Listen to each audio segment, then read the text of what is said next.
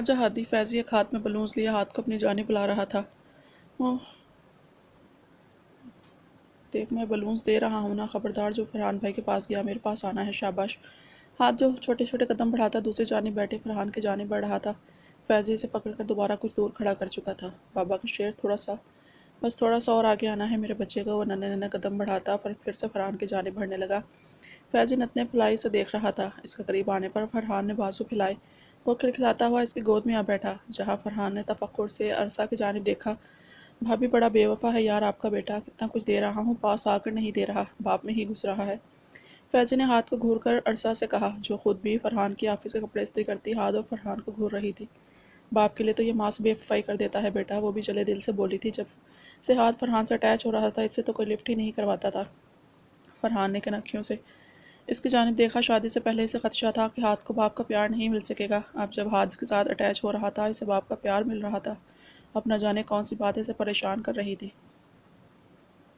فیضی، ہاتھ کے سونے کا وقت ہو رہا ہے، چلو اب نکلو کمرے سے میرے۔ ہاتھ کے کھلونے اٹھا کر باسکٹ میں ڈالتے اس نے فیضی کو باہر کا راستہ دکھایا۔ وہ تو منہ کھولے اس کی شکل دیکھ رہا تھا۔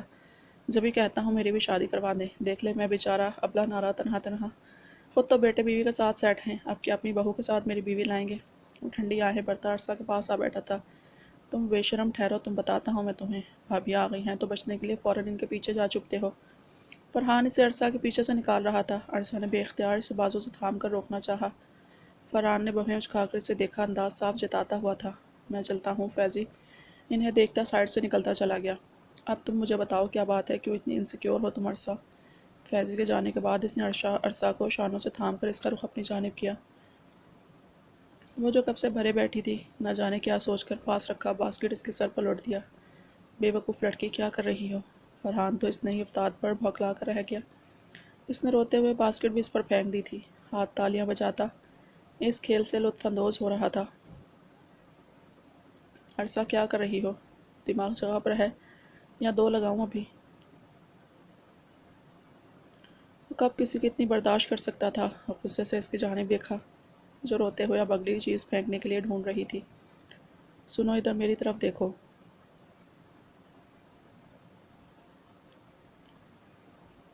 کچھ دیر خاموشی سے اسے دیکھتے رہنے کے بعد اس نے نرمی سے اسے اپنے قریب کیا۔ اب بتاؤ کیا بات ہے؟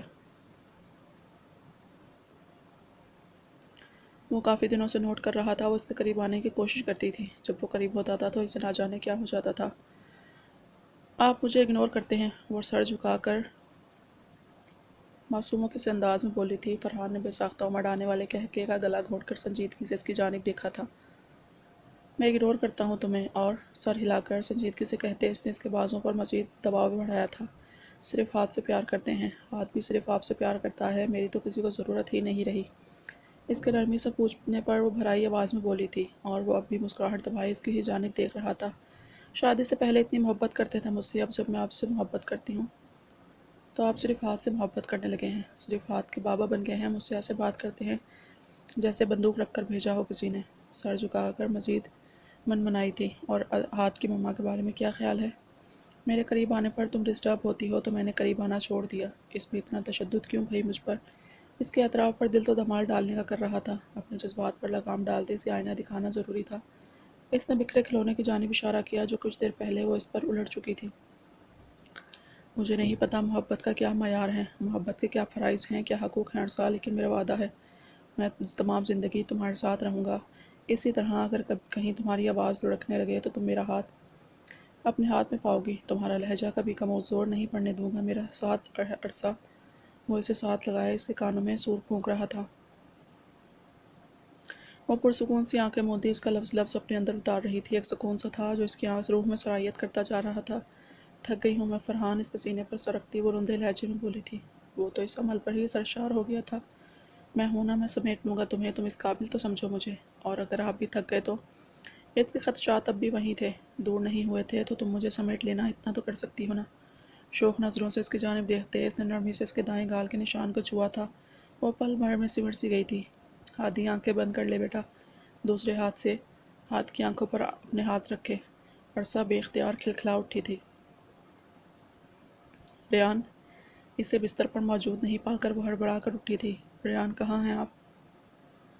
دھیمی آواز میں اسے پکارتے وہ بمشکل اٹھی تھی۔ پیروں میں سوجن کی وجہ سے تکلیف ہو رہی تھی۔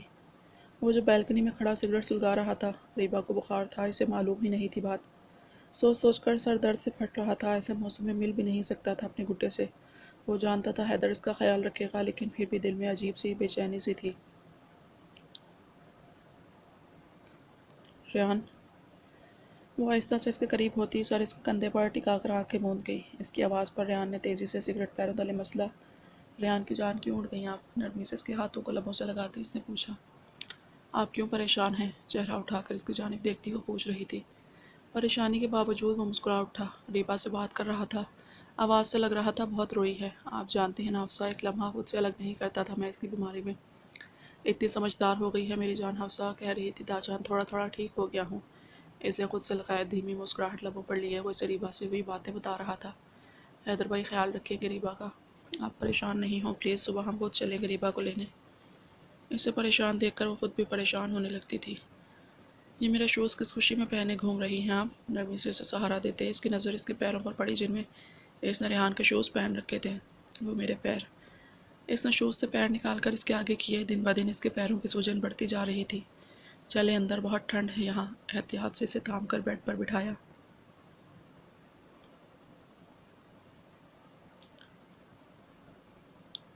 ریان پلیز، کیا کر رہے ہیں آپ؟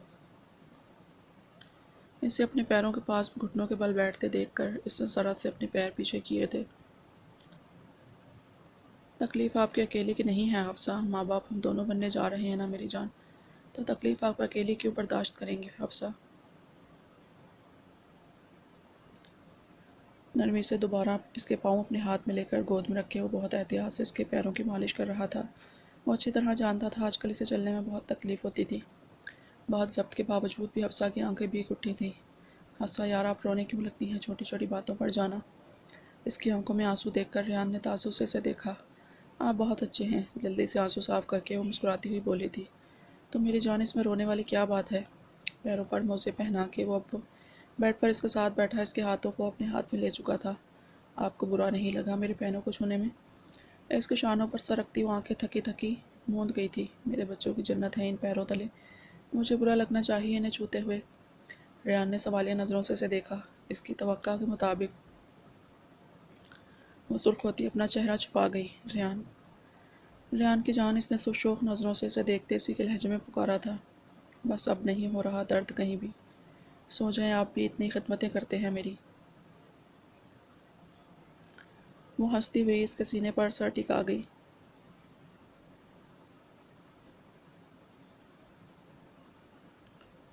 محبت کرتا ہوں آپ سے۔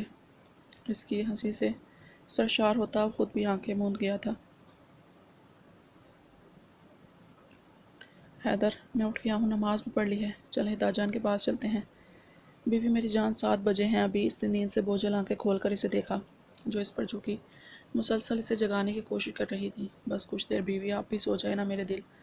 ہاتھ بڑھا کر اسے خود پر گراتے اسے بھیج کر دوبارہ سونے لگا تھا۔ نہیں سونا، مجھے نہیں سونا ہے، آپ اچھے نہیں ہیں۔ داجان کے پاس جانا ہے، میں جاؤں گا، اکیلے چلے جاؤں گا۔ اگلے ہی لمحے زور و شور سے رونے لگی تھی۔ حیدر ہڑبڑا کر اٹھا تھا۔ رات وہ بار بار ڈر کر اٹھنے لگی تھی۔ وہ تمام رات اسے سراہنے بیٹھا رہا تھا۔ وہ فجر کے بعد ہی سویا تھا۔ اور میرے دل، رونے کی ضرورت نہیں ہے، چلے بس اٹھ گیا، میں ابھی فریش ہو کر آتا ہوں۔ نرمی سے اس کی آنکھوں سے آنسو چنتے وہ سرخ آنکھوں کو مسلتا اٹھ کھڑا ہوا۔ حیدر، وہ ہاتھوں کو اٹھا کر اسے پکارتی پاس آنے کا اشارہ کر رہی تھی۔ وہ سوالیہ نظروں سے اسے تکتا اس کے سامنے آ بیٹھا۔ ریبا نے آہستہ سے قریب ہوتے اس کی آنکھوں پر لب رکھے تھے۔ گرم سا لمس میں اپنی آنکھوں پر محسوس کرتے ہی کتنا ہی سکون اس کے اندر اتر گیا تھا۔ بہت ریڈ ہو رہی تھی۔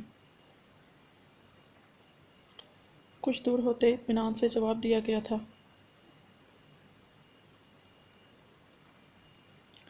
اپنا ہر عمل وہ یوں ہی اطمینان سے بیان کر دیا کرتی تھی۔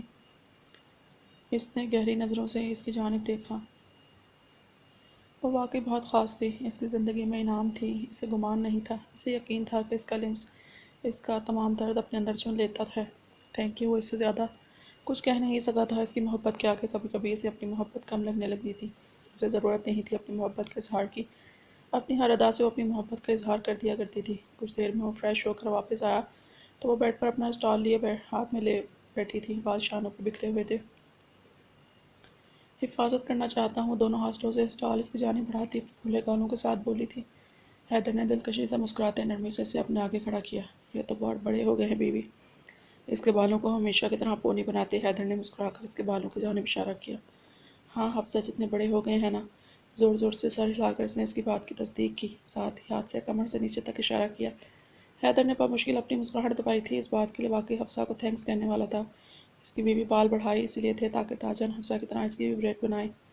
بالوں کی پونی کر کے اس کا رخ اپنے جانب موڑا، نرمی سے اسٹال اس کے چہرے کے گرد لپیٹ کر حجاب کی شکل دے چکا تھا۔ چلے ناشتہ تو آج آپ کے داجان ہی کروائیں گے۔ نرمی سے اس کی پیشانی چوم کر اس نے گاڑی کی چابی اٹھائی۔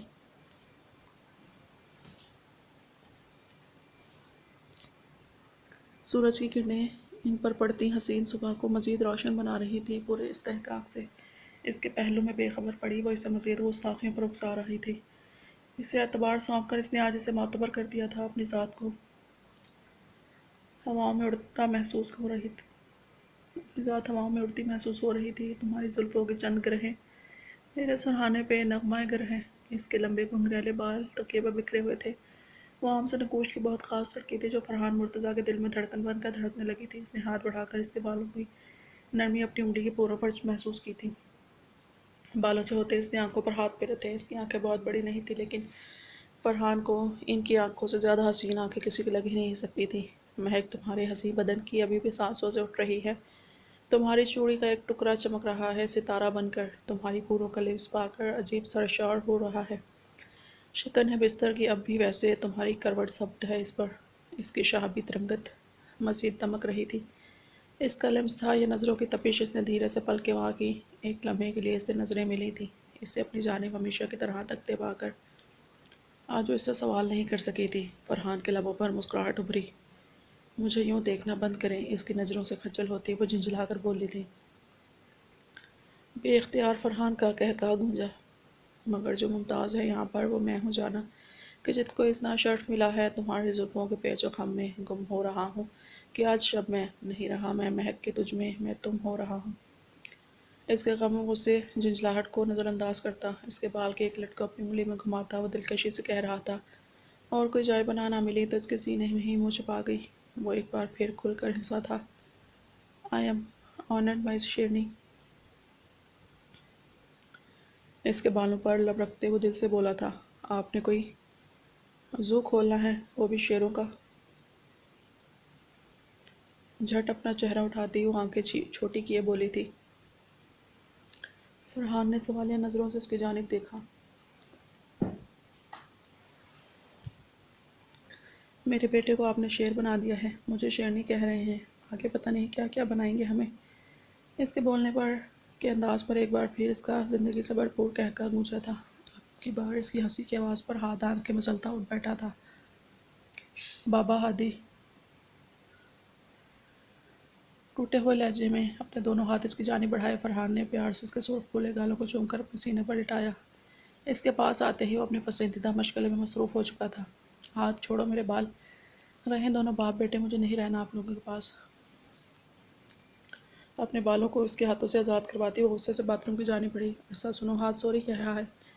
پیچھے سے اس نے آواز لگائی، ساتھ ہی ہاتھ کے کان پکڑے۔ کیا یار، میری باپ بیوی کے بال کھینچتا ہے تو؟ اس کے ننھے ہاتھوں کا بوسہ لیتے اس نے خفگی سے اسے دیکھا۔ جو اس کے چہرے پر جھکا اس کی ناک تقریباً چبانے کی کوشش میں تھا، وہ تو شکر تھا کہ اس کے دانت نہیں تھے۔ بابا ہادی، بابا ہادی، وہ صبح صبح پورے موڈ میں اس پر محبت برسا رہا تھا۔ اچھا بس بس کر میرے بچے، بہت پیار ہو گیا۔ اس کے چٹا چٹ چومنے پر فرحان کا منہ اس کے رال سے بھر رہا تھا۔ ہنستے ہوئے اسے گود میں اٹھایا، ٹشو سے اپنا چہرہ صاف کر کے اس کا منہ بھی صاف کیا۔ وہ جو بات لے کر نکلی تھی، دونوں کو آپس میں مگن دیکھ کر بڑبڑاتی ہوئی ڈریسنگ سے پٹک پٹک کر چیزیں رکھتی اپنا غصہ نکال رہی تھی۔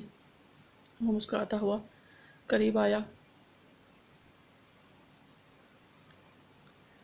کیوں غصہ نکال رہی ہو ان چیزوں پر اپنا؟ کس بات پر غصہ ہے بتاؤ؟ اس کے پیچھے کھڑے ہوتے اس کے نم بالوں کو چھوا۔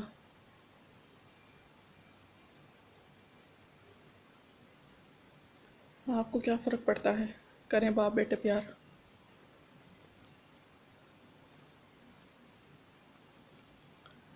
وہ جل کر بولی تھی، بہت تو یہ شکوہ ہے، اتنا پیار تو کیا ہے ہاتھی بابا نے تمہیں اتنی جلدی بھول گئی، ہم باپ بیٹے تم سے بہت محبت کرتے ہیں۔ ہاتھ کو اپنے قریب کرتے اس نے خمار آلود لہجے میں اس کی جانب دیکھا جو بالوں کو باندھ رہی تھی۔ اس کی بات پر سرخ ہوتے جلد از جلد وہاں سے نکلنے پر پڑ توڑ رہی تھی۔ رہنے دو، اس کے ہاتھوں سے برش لیتے سادہ سے لہجے میں کہا تھا۔ کیا؟ اس نے حیرانی سے دیکھا۔ بال انہیں کھلا رہنے دو، نظریں چرا کر وہ کہتا نرمی سے بولا تھا، یہ اچھے نہیں لگتے کھلے ہوئے فرحان۔ اس نے اپنے بے ترتیب سے بالوں کی جانب اشارہ کیا۔ عمر کے اتنی بے دردی سے انہیں کاٹنے کے بعد اس نے بالوں کی پھر کبھی کٹنگ نہیں کروائی تھی۔ وہ اسی بے ترتیب انداز میں بڑھ رہے تھے۔ مجھے اچھے لگ رہے ہیں۔ اس کے قریب سرگوشی کرتے وہ ہاتھ کو اٹھا کر نکل گیا تھا، وہ جو ایک بار پھر بالوں کو باندھ رہی تھی۔ کچھ سوچ کر رک گئی۔ اچھے لگتے ہیں، آئینے میں نظر آتے اپنے عکس کو دیکھتی وہ مسکرائی تھی۔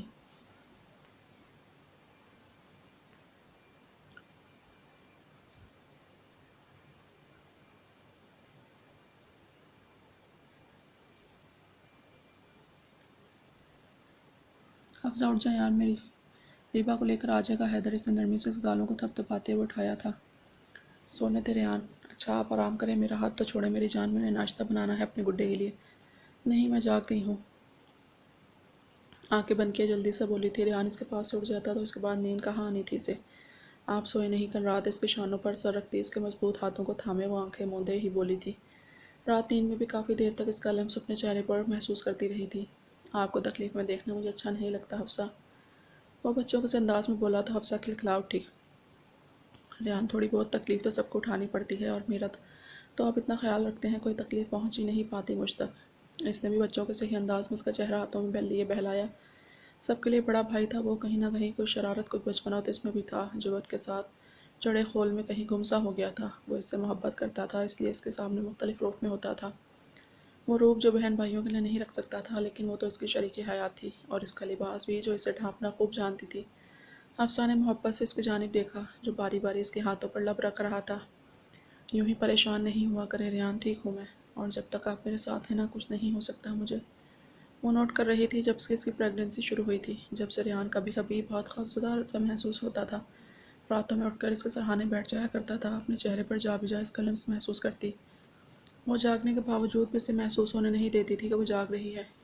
جانتی ہیں ریبا کے ٹائم پر ماما کی کنڈیشن بہت خراب ہو گئی تھی، ہم تینوں بھائی تھے بھی تھے، ماما ہمارا خیال بھی رکھتی تھی۔ فیضی اس وقت 4 سال کا تھا، ماما پاپا بہت خیال رکھتے تھے، لیکن پھر بھی ماما کی کنڈیشن میں زیادہ فرق نہیں آیا۔ اسپتال جانے سے پہلے ماما نے ایک بات مجھ سے کہی تھی کہ وہ کچھ دیر رکا تھا۔ حفصہ دم سادے سے سن رہی تھی، وہ پہلی بار کسی کے سامنے یوں کھل رہا تھا۔ حفصہ نے خاموشی سے اس کا سر اپنی گود میں رکھ لیا۔ عورت اس حالت میں ہوتی ہے تو قبر اسے پکار رہی ہوتی ہے، وہ موت کی وادیوں سے گزر کر مرد کی اولاد کو جنم دیتی ہے۔